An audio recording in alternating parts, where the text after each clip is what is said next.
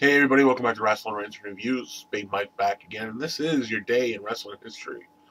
And before I get into it, I just want to say sorry for the last video. I know a lot of my subscribers don't like to get into the, drama part of YouTube or the YWC, and I don't really think my last video was a drama video. It was a response on my feelings on how some subscribers feel they get mistreated, or how some people's views misconstrued, how they really think, or whatever. So I'm sorry for that if, you're not into that shit. You're just here for the day in wrestling history, or if you're here just to hear some good views on wrestling. I'm sorry to, you know, bust out one of them YouTube fucking drama videos or whatever you want to call it, because it's really not me. But sometimes things just burn my ass, and I got a big old ass, and it takes a lot to burn it, and that just happened to have done it.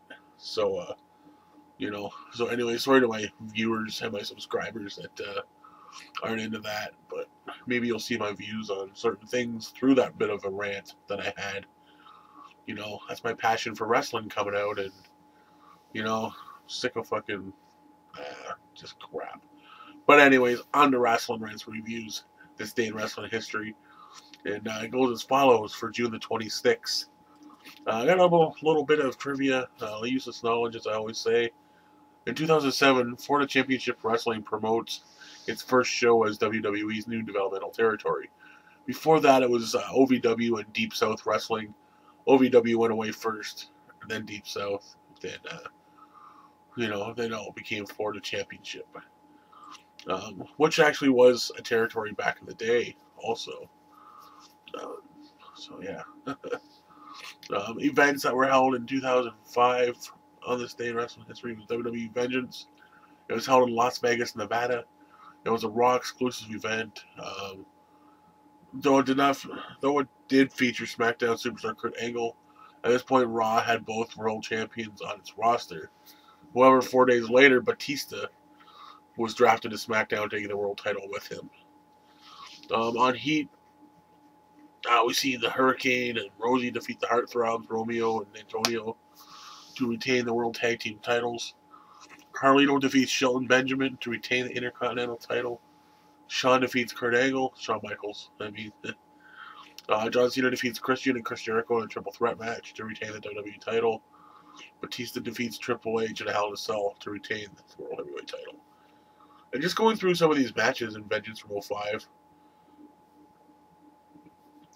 Did you see this card? Did you hear that card? I remember this pay-per-view. It was pretty damn good. If we just go back to even 2005, wrestling wasn't bad. Like, it was starting to go crap because, their direction or their mindset was out there, on giving us good matches, but that's a good friggin' card, Anyways, that's the only event that was held on this day in wrestling history. We're going to go right to some title changes. 1987, we see Frankie Lancaster and Eric Embry defeat the Fantastics, Bobby Fulton and Tommy Rogers, to win the WCCW World Class Championship World Tag Team titles. 1992, we see the Steiner Brothers, Rick and Scott, defeat Big Bad and Dangerous. That's right, the team known as Big Bad and Dangerous was Vader and Bam Bam Bigelow, to win the IWGP Tag Team titles. Also, Al Samurai defeated Jushin Liger to win the IWGP Junior Heavyweight title. Sorry, fucking allergies.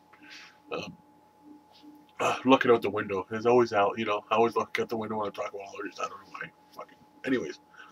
2001 in SmackDown, Albert defeats Kane in a no DQ match to win the WWF Intercontinental title. Birthdays for this day in wrestling history. Four Horsemen manager J.J. Dillon turns 69. Two-time WCW Tag Team Champion Mark Jindrak turns 34. Chick Fight 8 winner Wesley Music turns 28. Former WWF,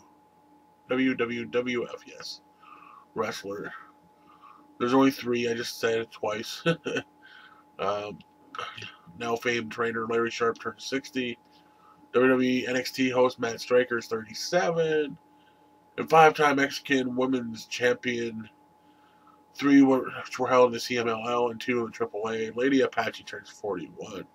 A lot of birthdays out there today. If I missed any, I'm sorry. And if there's anybody out there in YWC or YouTube land, happy birthday. Hopefully you have a great day and a great year to come. And we're going to finish it off today. We got a little memoriam again today. On this day in 1992, the wrestling world lost its first ever triple WWF WWF champion, Nature Boy Buddy Rogers. Yes, he passed away at the age of 71. He was retired from the ring shortly after losing the title to Bruno Sammartino, but he continued to make occasional appearances for JCP, WWF, amongst others. He just had a series of strokes and just never really recovered. He died not too long after being put on life support,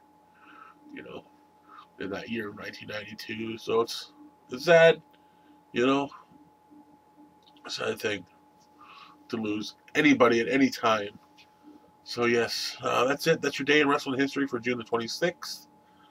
And I will be catching the pay-per-view for Ring of Honor Best in the World later today. That'll probably be my third and final video of the day. Unless something else comes up or blah, blah, blah, blah, blah. And who knows, I may even do a dual review of the pay-per-view. Because I'm going to be watching it with a few people. So who knows what's going to go on there. But anyways, I'm Big Mike for Wrestling Rants and Reviews. Again, sorry for my first video not being a day in wrestling history. Hopefully you enjoyed this. And we'll catch you later on the flip side.